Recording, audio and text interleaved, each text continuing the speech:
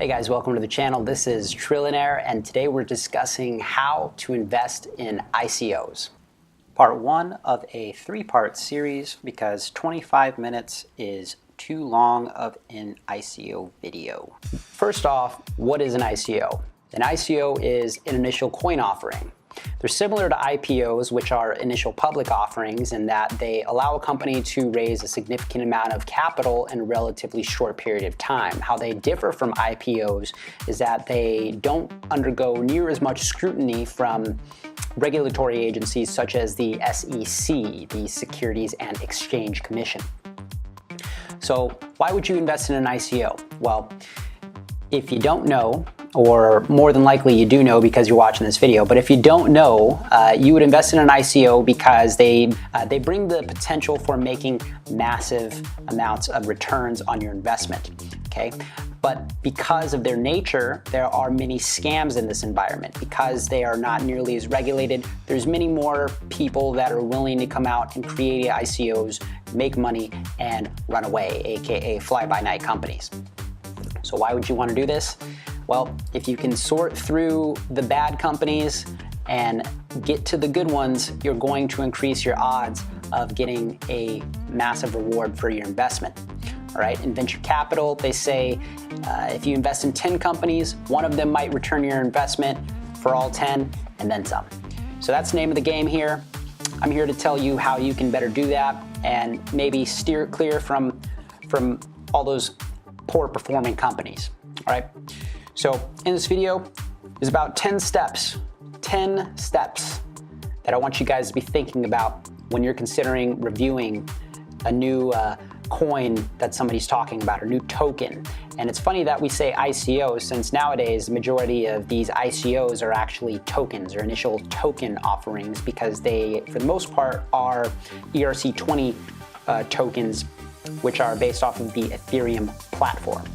All right, so first off, what is the idea for the ICO? Is it a good one? Does it grab your interest immediately and say, you know what, this has real potential, All right, if it's a good idea, it's gonna grab your attention and you're gonna wanna go and look further into it. Okay, great, so what's next? Website. Let's go have a look at the website. So we head over to the website and the website looks like junk. You may wanna go ahead and move on. But it may not necessarily be a bad ICO. Keep that in mind, because personal experience, I'm gonna tell you on one that I lost out on in a major way. I went over to Walton Coin. I saw 4chan talking all about Walton Coin. I saw tons of threads on Reddit, and they were shill threads. These accounts were 2 months old.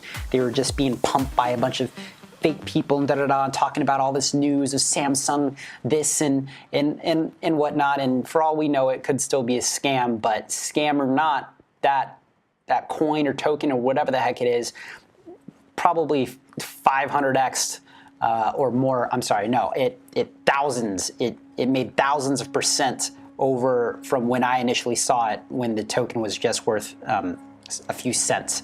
Okay, so I missed out on a major opportunity there because the website looked so poor.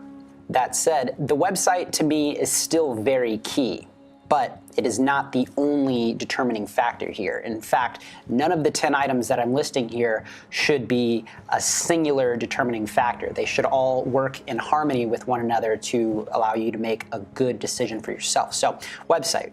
We want it to have a good website, but if it's brand new, we can make a little bit of exception for it, keep our eye on it, and maybe before the ICO, if it's been improved, we'll go from there. But okay, website, I'd like for that to be good, doesn't need to be good, moving on. Okay, marketing. So how's the marketing? What sort of marketing is there?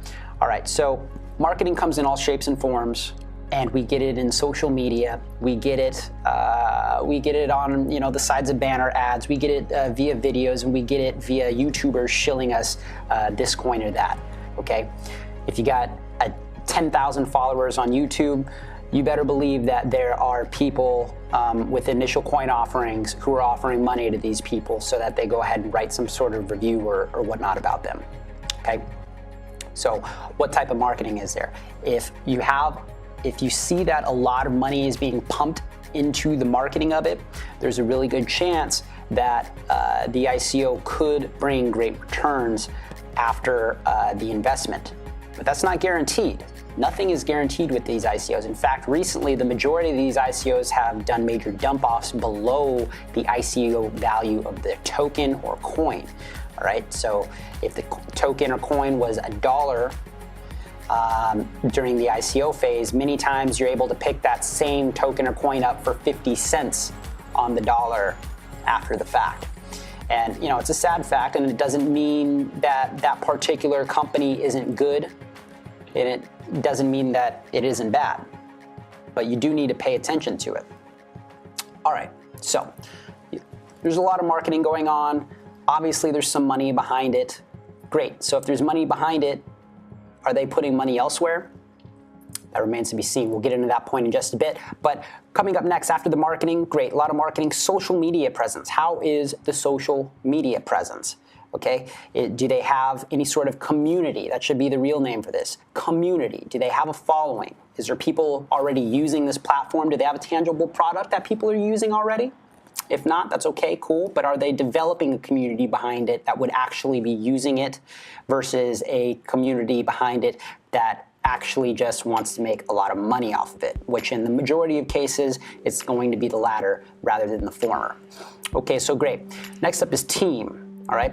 And by no means is any one of these in any particular order, but team, if there is any sort of order, should be at the very top, if not in the top 3, okay? And why is that? Because really, in venture capital, you invest in people. You don't invest so much just in the idea. Obviously, it's got to be a good idea, but once you like the idea, once you think that it's feasible and that it has the potential for bringing great return on investment, the next thing you need to ask yourself is, what about the people? Who are they? Do they have a good background in what it is that they're planning on bringing to the market? Or did they just think up some idea and now, yeah, this is the right time because a lot of people are making money on ICOs, let's go ahead and do it. Nah, we don't want that, and never invest in anything like that. But okay, great. You find out that the team is full of PhDs, and pretty much if it's a token about, let's say, investing, okay, and following investors and whatnot, then you want to see some seasoned investors behind this, okay? But if it's a platform about investing, not only do you want seasoned investors behind it, but you want seasoned developers who have a background in securing such a platform, because we're talking about money here, and we're talking about a lot of money. Okay, so we want to know that there are developers that are securing this platform and that they're going to be able to bring you a quality product. Another reason why we wanted a quality website is because if you can't bring us a quality website, most people aren't going to want to use it. But if it's good looking, then, you know, people are going to stay interested at the very least. So just like we need the website to be secure, we need the website to look good, and we need developers that are going to make that happen. So I want that team to consist of more than just one developer and 3 marketers and a couple investors and the CEO who thought up the idea and got these people together. That to me is not a good team. I want to see several developers. I want to see several advisors that are in a related field and are already massively successful.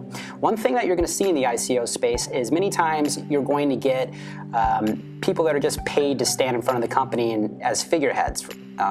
There's Ethereum founders and founders of all sorts of other tokens, and these guys many times are making pocket change on the side just by putting their face on the face of companies as advisors and never actually playing any sort of role into advising the company.